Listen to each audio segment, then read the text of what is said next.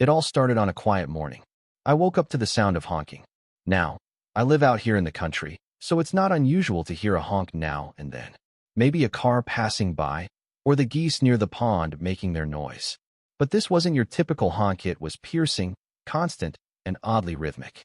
It sounded like a goose trying to drive a dump truck through a kazoo. I threw the covers off, scrambled out of bed, and rushed to the window. And there it was, parked right in the middle of my barn. Karen's golf cart. Of course, the lights were flashing like it was auditioning for some low-budget Fast and Furious spin-off. The engine sputtered away, and the most ridiculous part? A raccoon had apparently been so terrified of the whole scene that it had crashed through a window in the barn trying to escape. And then there she was, Karen, standing outside, arms crossed, that smug look on her face. You know, the kind that only a cartoon VY Lane could pull off, like she'd just pulled a lever and dropped someone into a pit. She called out to me, from the edge of my property, mind you, where she had no business being at all. "You're welcome for the improved aesthetic value," she said. This barn was hideous before my golf cart arrived. I just stood there, frozen for a moment. I mean, I knew right then and there two things. One, she had done this on purpose. Two, she was about to regret it in a way that involved feathers, chickens, and a whole lot of national humiliation.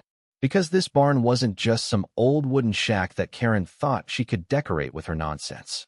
This barn was my livelihood. It was where I kept all my carpentry tools, the lumber I worked with, and even some of the projects I was restoring for clients. I'd worked hard to build this place up, and it was where I found peace, away from all the chaos of the world, away from HOA madness. I bought this place to escape that. But somehow, Karen had dragged it right back into my life like a cursed magnet of entitled chaos. To make things worse, her golf cart wasn't just sitting there looking out of place. No, it had rammed straight into a rack of antique shutters I'd salvaged a few weeks ago. One of them was snapped in half now, completely ruined. If she thought I was going to let this slide, she had no idea who she was dealing with. The worst part, though? A few days earlier, she had shown up Yinin VY Ted during one of my yard cleanups. She marched over, clipboard in hand, like she was some sort of HOA landscape liaison. And let me tell you, I was holding a weed whacker, just trying to get my yard in order when she introduced herself. I told her, as politely as I could manage, that I wasn't part of the HOA.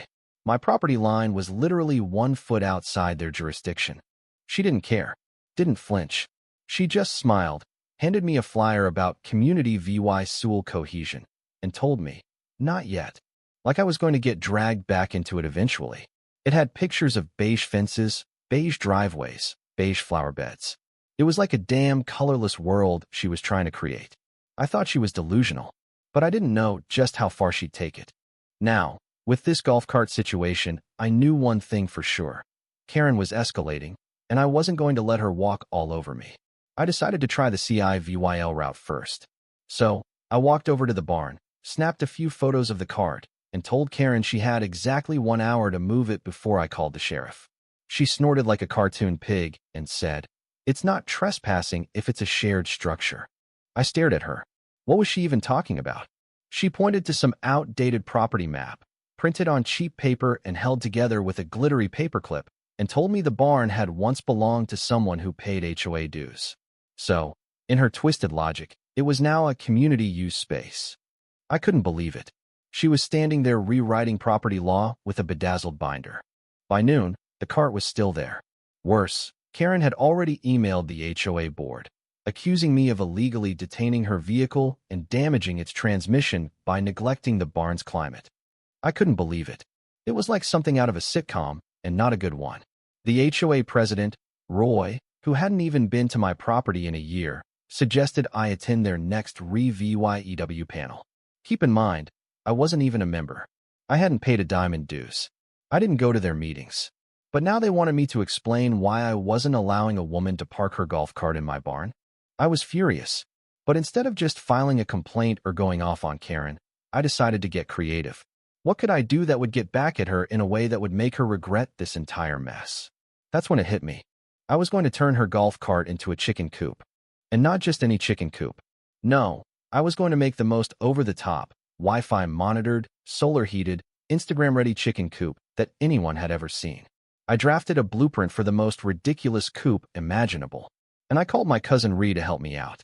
He owed me a favor anyway after crashing his dirt bike into my shed last spring. That night, I was at the poultry auction before sunrise.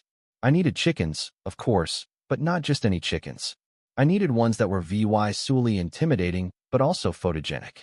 And I found her beacons. A sassy Rhode Island red who strutted like she owned the place. She looked like she could take on the world, and I loved her immediately. I bought 8 hens, a rooster named Roost Wayne, and a big sack of starter feed. Back at the barn, I cleared out the tools and broken shutters, and then began the transformation. The golf cart got rolled into the corner, and with Ree's help, we built a wooden ramp up to the front seat. We turned the golf bags compartment into nesting boxes and stuffed straw into the glove compartment. I even took the steering wheel off to give the chickens more room to roost. And Karen? She came by, sunglasses on, chihuahua in hand, but she didn't even approach the barn. She just stood there on the gravel path, staring at the cart turned chicken condo, and yelled, "I see you're still holding my property hostage." I didn't even look up. I just said, "No, ma'am. Your property is being enhanced." And she stormed off. But I wasn't just doing this for revenge anymore. No, it became a performance. A show. I started live streaming the chickens in their luxurious new home under the title Saw Karen's Cart Coop Cam Saw. And let me tell you, it caught on fast. The stream went viral. People tuned in to watch Beacons and her crew of chickens pecking at corn, taking naps, and just being adorable. Within days, I had 20,000 followers. Donations started coming in. I upgraded the lighting in the barn, installed a solar-powered fan, and even set up a donation system. The chickens were levying better than most people I knew. And then things got even crazier. Karen tried to escalate again. She sent another complaint, claiming that I was running an illegal business from within her cart. She even called it vehicle-based foul laundering. I had to laugh. Her complaint went viral, and soon enough, the HOA was receiving calls from everywhere. People were making memes out of Karen's ridiculous complaint, and I was levying for it. And then she did something that made her even more of a laughingstock. One night, she tried to sneak in and steal her precious cart back. But she didn't count on my security system. I'd set up a tripwire that triggered the barn lights and a loudspeaker blaring the sound of a rooster crowing at full volume. Roost Wayne joined in for real. The chickens went crazy. And Karen? Well, she screamed, tripped on the ramp, and ended up falling into a pile of mulch. And of course, I caught it all on camera. I uploaded the footage, edited it with dramatic music, and titled it Saw Karen's Cluck Saw. It went viral. Again, Karen didn't give up though. She kept trying to reclaim her cart, going to great lengths. But every time, the internet saw it all. And with every failed attempt, Karen buried herself deeper. The chickens were celebrities now, and Karen? She was the joke.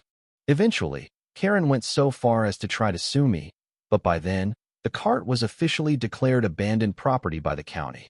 They sent me a letter saying it was mine. I framed it and hung it on the wall, right next to a picture of Beacon sitting on the driver's seat, wearing her sunglasses. Karen finally gave up. Her house went up for sale, and the saga ended.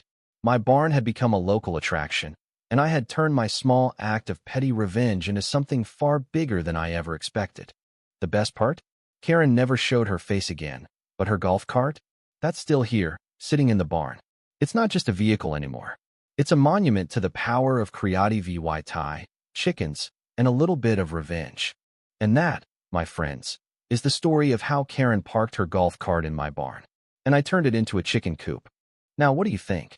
Was I right to turn her cart into a chicken palace? Or did I go too far? Let me know in the comments below.